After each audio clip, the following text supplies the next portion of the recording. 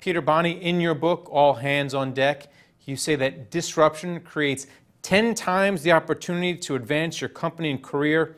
So should I be rooting for storms instead of still waters?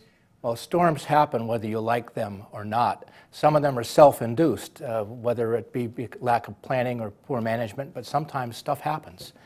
So why can't good managers see storms coming from further away? Because all of a sudden, that storm is here. Shouldn't they see it when it's further off? Well, they should, and many of them do, Greg, but you don't read about the ones that do see the storms and anticipate. You read about the ones that got whacked. Target is a good example. Now, did they whack the CEO because he did not anticipate a hacking, or did they whack him because he really didn't respond well to the crisis that the hack created? Or was it a combination of the two?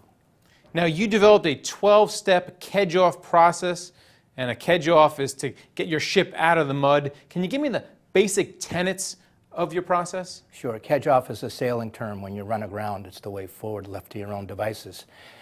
There's 12 steps, but they're divided into 3 different phases.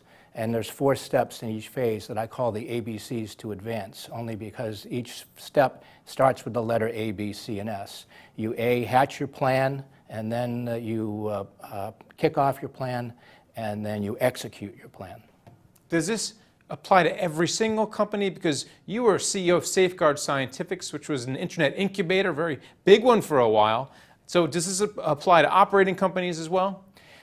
There are several examples in my book, Greg, that are half in the for-profit world and half in the not-for-profit world. But I could say that the ABCs to advance also applies to life. These are timeless leadership steps to not only get you out of a jam if you're in a jam, but if you practice them soon enough, it'll keep you out of a jam. And just speaking of Safeguard Scientifics, they dealt heavily in the life sciences, healthcare, technology. What do you think about the market right now? Because especially biotech and life sciences, these are very hot sectors of the market.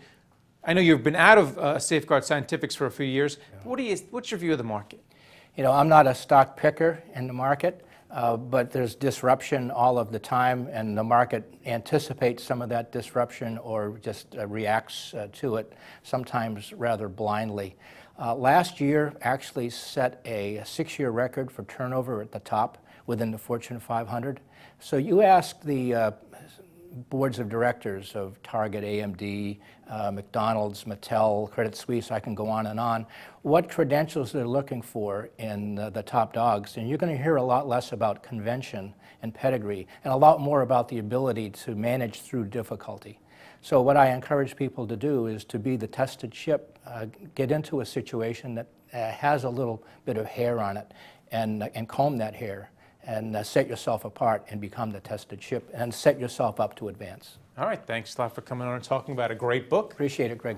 And thank you for watching The Street.